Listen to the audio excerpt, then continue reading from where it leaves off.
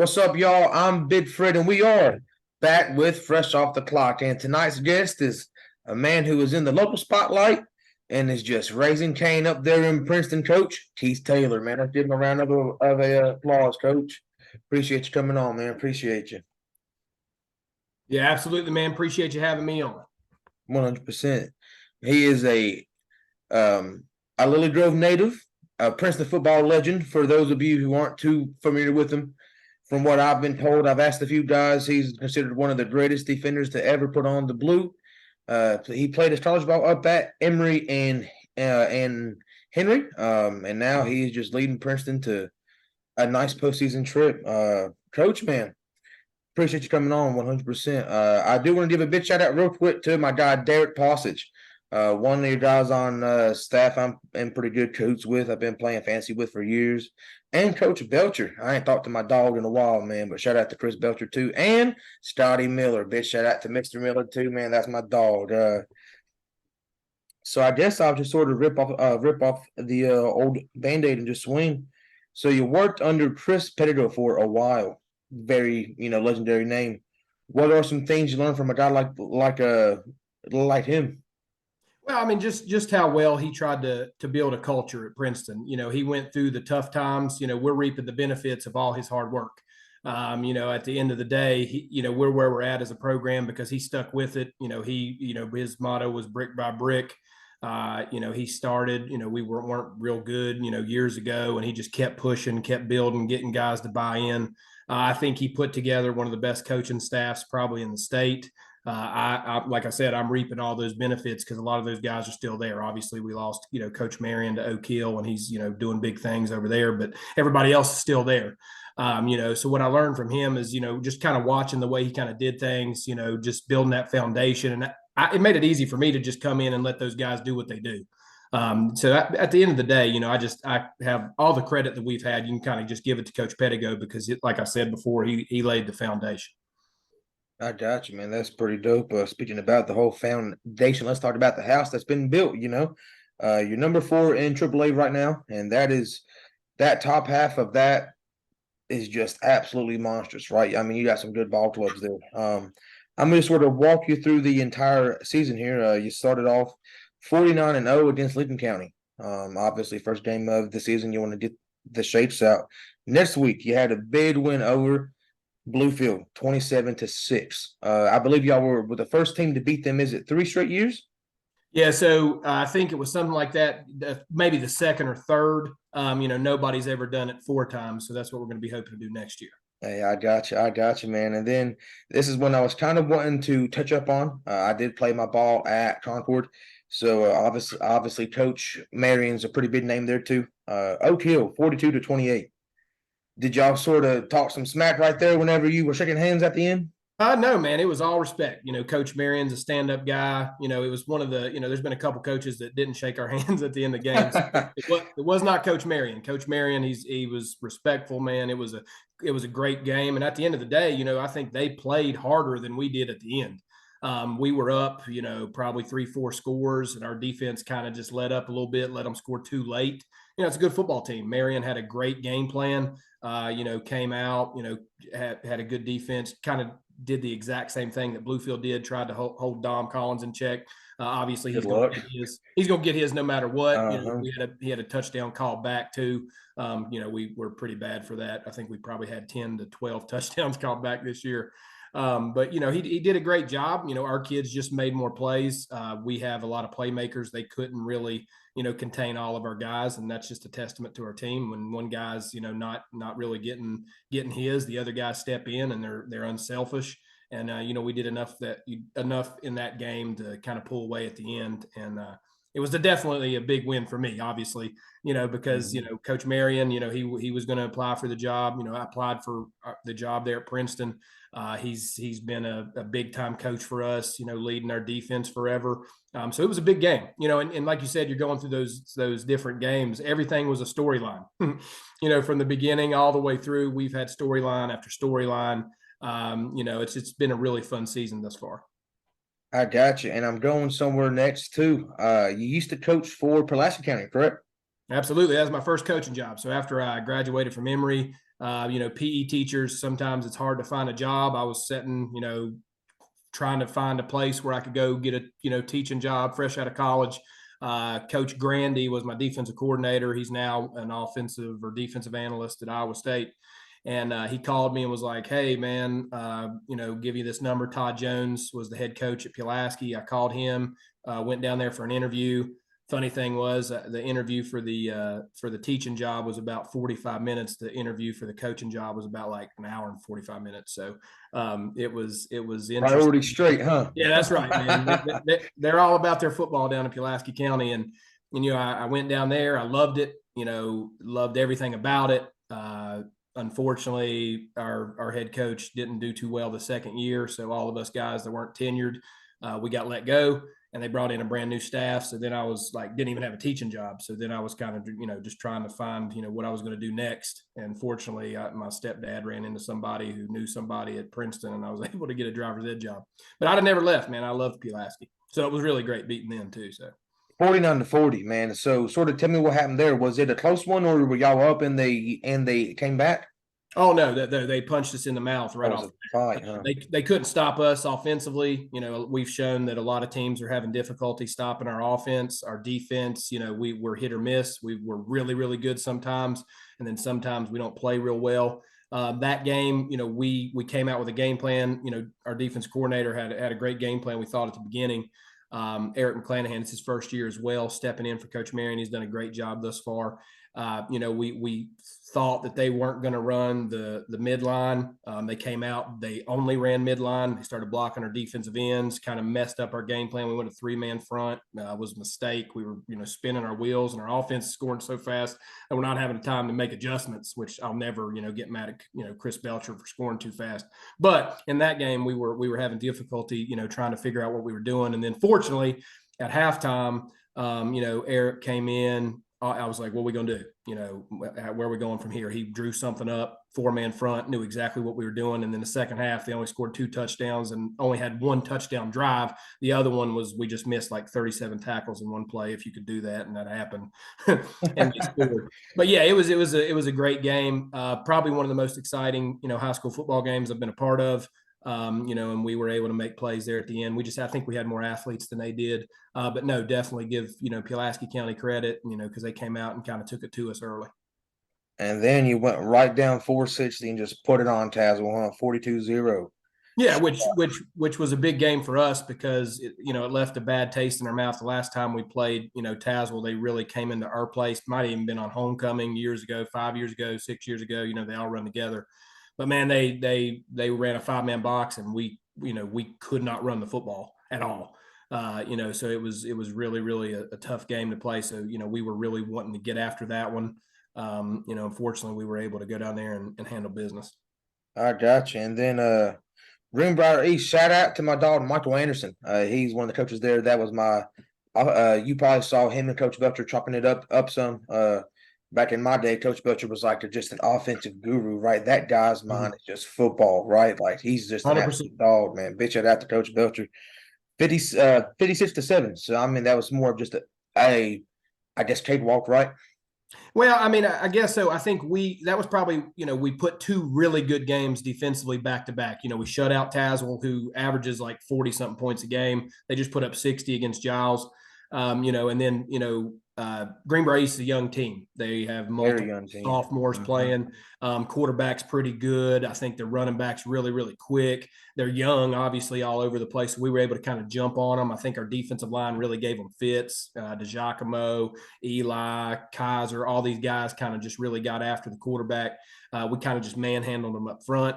Things just kind of took over from there. I think the first play of the game, they decided they were going to play Dom one-on-one, and, obviously we're going to take a shot there. And we were pretty much able to do whatever we wanted to do. We play them again, Friday, so we'll see how it goes. I got you, man. Hey, shout out to Coach A, man, for real. Coach Anderson, I'm going to have you on here soon, old man. Then the next week was just the absolute, the war, right? That was the big one. Obviously, that one had to hurt to lose, but sometimes you have to lose to win, right? 56-42. What are some things that y'all took away from such a big loss? Well, I think we showed up. A lot of times, the big thing and the big knock on Princeton is that, we win all the games that we're supposed to. And then the games that we're playing a team that's better than us, that we don't really show up and, don't handle business. I think they 49-13 this the year before. They had a, great team. They got athletes all over the place. They got multiple dudes that are Division I, and, we kind of have a chip on our shoulder. So we went out there, we got things going early, started, we got there on the 50-yard line. I don't know if you saw it, and both teams is kind of like one of those college football things you see where they're in each other's face and they're rah-rahing is really cool at the beginning of the game to kind of do that. So our kids weren't going to be scared. They weren't going to back down. I said that all week. We came out and I think we kind of put it to them early. We were able to see that, we were able to score points against them. Unfortunately, we couldn't stop number 7, their running back. We knew, and I told the kids all week, we had to stop that kid. Velatambi, I always mispronounce his name, but I tried to give it a shot there. But he's a great kid, heck of a running back, play safety for him. I think he toted the ball 41 times, had like 257 yards. We couldn't tackle him. I think the rain kind of hurt us because they stopped throwing the ball. But there was a couple things to take from it. We kind of challenged Dom Collins. We told him that he was going to follow the Dews kid around who's got a West Virginia offer. And we said, this is your time to shine. And I think that was. And he was out there talking, huh? Yeah, he was. And defense, man. I think Dom's just as good on defense, and it's just kind of hard to get him locked in sometimes. But I told him, I said, listen, if number 0 catches a pass or scores, it's on you. You got him all night long, and the kid had, I think, 4 catches for 9 yards. So, I messaged. That's exactly right. I messaged everybody that I have, coaching wise from, WVU. And I said, listen, man, I got a kid that you should sign.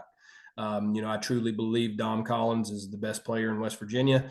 And I think he showed it against Hurricane. He shows it every week. And I don't care about size and all this and that. That doesn't matter because the dude can play and he needs an offer. So that was something that I got from that. But unfortunately we didn't finish. We didn't handle business at the end. And I think really it wasn't an effort thing. They went up by 2 touchdowns. We had a special teams lapse, gave up an onside kick. They went up 14. We could never stop 7. So, we were playing catch up the whole second half. But at the end of the day, we're starting 7 sophomores. When we play guys pretty much almost, most of our starters play both ways. I think they had like 2 dudes that played both ways. So it kind of showed at the end that we were just out of gas. And that, credits to them. They just kept pounding us and we couldn't do anything about it. But, hopefully we handle business the next couple of weeks and we'll get to see them eventually. Yes, sir. Yes, sir. And then y'all bounce back strong, 55-20 over Woodrow Wilson.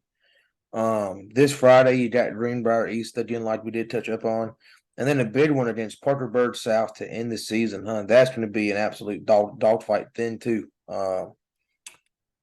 Is there, it's my job to poke and ask questions. Is there a team you would preferably run into the playoffs? You got any big names you might want to take off? Not just anybody at home. We set out this year a couple goals, team goals. We wanted to, obviously make the playoffs. We've become accustomed to that, but we haven't won in the playoffs since probably, I think, 2002. Somewhere around there. I'm probably wrong. Some one of these guys that know Princeton football better than me would know the exact date, but it's been a long time. So we wanted to host a playoff game. And we want to win a playoff game. So really, to be honest with you, I don't care who it is. I just want to get a W, Bring them to Honeycutt. Bring them to Honeycutt. Right. When it counts. And, I think, our community deserves it. They've bought in, they've been behind us. We've had incredible crowds, the band's rocking, everybody's going, and I think it would just be, a fun and exciting time for, people to actually be able to celebrate a home playoff game. And then hopefully, we can take care of business in the next 2 weeks. We've set ourselves up for that. And I tell the kids that, we can't lose focus over a team, that we kind of put it too early because, playing a team twice completely changes. We saw that years ago with COVID where we had to play Bluefield twice. The first game is 13-15. The second game is like 55 to whatever, is like completely different game. So you can't, overestimate somebody because you've already played them. But we've set ourselves up in a good position to be able to make a run. But you obviously, you got to handle business. And when you're dealing with 14 to 18-year-old kids, who knows what could happen. I got you. And coming off of a bye week, what are some things that y'all as a coaching staff sort of touched up on? Was there any certain adjustments, anything y'all have been seeing to change? No, not really. Just, trying to get our guys to, just tackle. That's the main thing that we struggle on this year. We haven't, we try to tackle guys up high. That's what really hurt us against Hurricane. So we've had, Coach Jones, a bunch of, Coach McClanahan. Anytime we're doing something, offensively, the defensive guys that, are fortunate enough to not play both ways, they're tackling bags and they're, tackling them low and they're getting, getting turf burns or get cut up. But at the end of the day, man, we got to do what it takes to get dudes to the ground. And I think that's really where we're hanging our hat right now. We think we're a better tackling football team, and that's something that we've been struggling with, and we tried to correct over the open week. I got you. Shoot, yeah, man. Hey, 100%. I do want to ask about the man, right? The one, number 5, Dominic Collins. Just set the school record, 50 touchdowns. That's crazy. That's crazy. Obviously he's the superstar. Who are some other kids that you kind of feel like probably deserve some of the due too? Well, obviously, I think it's our offensive line. The They're Hogs, you got to feed yeah, them. always. And as an offensive lineman, I understand what it's like to never get your name in the paper and nobody pat you on the back. But we do that, and I think they understand. We know that we go as far as they can go. We got young guys up there. Obviously, Eli, is going to Air Force. He's been a dog, and everybody talks about him forever. But our young guys, we got a couple. Chase Smith. He's also another senior. Has been playing center for 3 years. But our offensive line has done an incredible job. Coach Campbell, he does a great job with those guys, getting them ready to play. And we play a style that you kind of see zone blocking that you see on Saturdays. It's not the old school gap scheme that, I did when I was in high school. I didn't even know anything about zone blocking until, I started working with Coach Campbell. So credit to those guys. And then obviously Chance Barker, our quarterback, sophomore quarterback, we had a great one with Grant Cochran. And everybody kept saying, what are you going to do? What are you going to do? Well, we knew, if whatever one won the job, that we were going to have a good quarterback, because we had a quarterback controversy at the beginning of the year, because we think that we got 3 or 4 guys that could play quarterback for anybody in the state. But Chance, worked his butt off. He won that job, and he's just hit the ground running as a sophomore. I think he's got like 24 touchdowns, 2 picks, like 70% completion, rating. He's very close to breaking Grant's record. I'm not exactly sure how close, but if he keeps doing what he's doing, he's going to break that record. You got Brad Mosser, who finished second in that quarterback battle, but he went out and he played some tailback for us early, went out wide. I think he's a dynamic playmaker. He's probably 3rd or 4th in the region around, with yards, and he's taken a couple kickoffs back against Pulaski. Defensively, and excuse me, Markel Lowe, obviously he's 9 yards from 1,000. As a junior, everybody's kind of surprised about that. I said early on that he was going to end up being one of the top pieces of our offense. And, he's, probably got 200 or 300 yards receiving. He's well over 1,000 yards, all purpose yards. So you got him as well. Defensively, we got a transfer. Caleb Kaiser has played his tail off as a defensive end. Sammy Pendergrass, he's went through a couple injuries, but he's held the nose spot down for us. Michael DiGiacomo Sr., gets after the quarterback, plays some ace for us. Our linebackers are working hard. And I think another guy that really has stood out, all season, Garrett Mays, plays corner for us. He's always matched up against everybody's best receiver. He's played one-on-one. People, didn't know much about him at the beginning of the year. We did, and he's ended up becoming, one of the best corners in my opinion, around this area.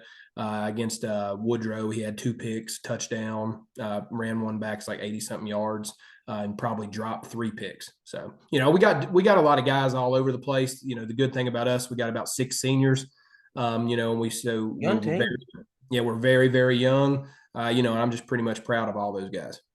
That's pretty dope, man. Pretty dope. Now, just looking back, obviously, start of the season, you did say, I believe I've read that you said that you believe this might be the best offensive line Princeton's ever had. We're 9 weeks in. Do you still stand by that? Yeah, I think they eventually will be. Right now, like I'm saying, we're young. We're not one of those lines where you're going to you see us just moving dudes out of the way. But the way we block and sink and we're passing stuff off, when it comes to zone, I think they are very, very good. Athletically, all the dudes can run. All of them can move. And, a lot of times when especially, West Virginia high school football, you don't see big dudes that can run, and all of our guys can run. I think they're one of the best offensive lines. I think eventually they will be the best, because we are so young. But I think Eli Campbell, puts himself up there as one of the best linemen to ever come through or Princeton, and West Virginia, because he's been a first team All-Stater since he's a sophomore. And if I'm not mistaken, I don't think there's ever been, I would imagine he's going to be a first team All-Stater this year, but that would be the first probably offensive lineman in Princeton history to do it 3 straight times. First team, man. And in that AAA, I mean, you got some schools that put out some hogs, man, some hogs for sure. Hey, shout out. So Campbell, he's the one that always wins the All-State Lineman of the Week, right? Yeah, well, yeah, for the most part, I would imagine so. I got you, man. I got you. That kind of racks up most of my notes, to be frank. I thought about maybe digging back some and trying to ask some, questions, but I know right now you're just on an absolute steam train going towards the playoffs, man. Y'all keep your eyes out. Princeton going on a run. Like he said, every week had a story, just a nice storyline to it. That's greatness right there, right? You just get that feeling that might be that special season, man. And I mean, hey, playoffs coming back to Princeton, y'all. Stay tuned, man. Coach, you have any last words? Yeah, just at the end of the day, this thing that you've seen that's going on in Princeton, it's not me. I think I think our kids have bought into our motto at the beginning of the year is teams greater than me. So it's just something that I've just been placed here as a mouthpiece. That the Lord has led me here to kind of lead these kids, and it's not anything that I'm doing; it's His plan, and these kids have bought into it. They understand that it's bigger than them. You start to see these guys that sometimes, we want to be selfish, but at the end of the day, we're celebrating one another. We're doing things for one another. We're seeing what it's like to sacrifice for other people. And I think that's why you're seeing our team be successful. At the end of the day, if we do everything that we possibly can to the best of our ability, good things are going to happen. And when we celebrate others more than ourselves, that's when people really show out and really good things happen. And that's a testament to the community. The community's bought in. You've seen everybody in Princeton, sports teams, band, everybody. They're going to the primary schools. They're going to the younger kids and trying to get them involved, and just being excited about everything that goes on. We celebrate one another. One town, one school, one family. That's our motto at Princeton. And I think, it's all the way from administration to teachers to everybody in Princeton. That's why you're seeing a lot of our sports teams be successful, because there's an energy and there's a spirit moving. And I think it's just all of us being together, loving what we do, loving each other, and kind of doing things that we should have been doing for a long time. And it's refreshing to see that all these people have bought into something that's bigger than themselves. And I'm just, a part that goes out there on Friday night and just gets to do my thing. And, at the end of the day, it's all these kids in this community. So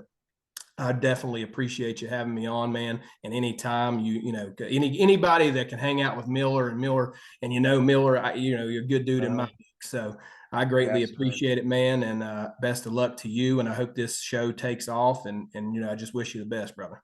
I appreciate you being a part of that, man. Hey, big shout out to my dog Cage.